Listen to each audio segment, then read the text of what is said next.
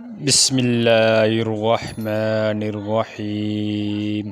حضرت عمر بن خطاب رضی اللہ تعالیٰ عنہ سے روایت ہے، کہتے ہیں کہ میں نے حضور صلی اللہ علیہ وسلم کو فرماتے ہوئے سنا ہے کہ تمہارے پاس اویس بن عامر اپنے جانثاروں اور چاہنے والوں کے ساتھ آئیں گے، جن کا تعلق یمن کے قبیلہ مراد اور قرن سے ہے۔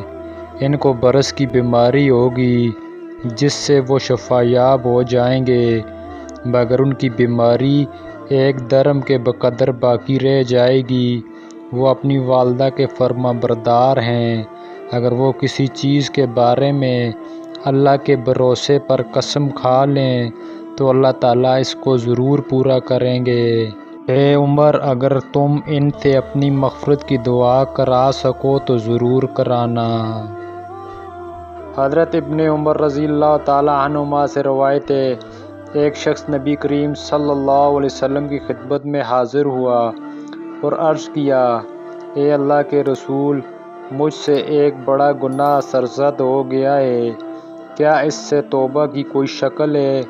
آپ صلی اللہ علیہ وسلم نے فرمایا، تمہاری والدہ باحیات ہیں۔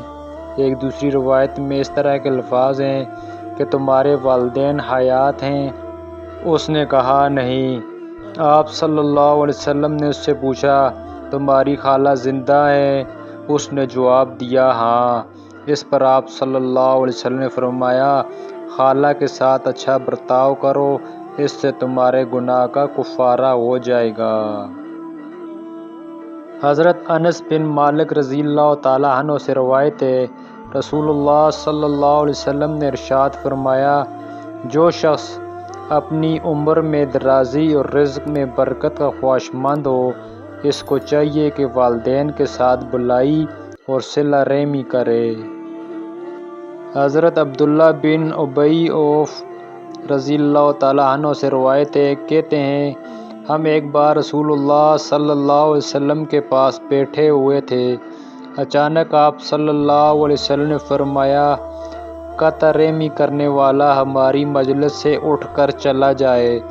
آپ کی بات سن کر ایک نوجوان مجلس سے چلا گیا، وہاں سے چل کر وہ اپنی خالہ کے پاس آیا۔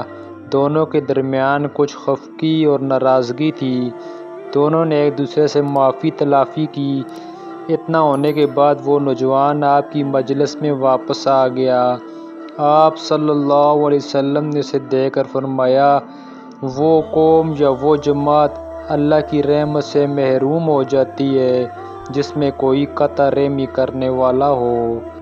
حضرت انس بن مالک رضی اللہ تعالیٰ عنہ سے روایت ہے، کہتے ہیں کہ رسول اللہ صلی اللہ علیہ وسلم نے ارشاد فرمایا، جب کسی نافرمان کے والدین کا انتقال ہو جاتا ہے، پھر وہ ان کے لیے برابر مغفرت کی دعا کرتا رہے تو اس دعا کی برکت سے اللہ تعالیٰ اس کو فرما بردار میں شمار کرتے ہیں۔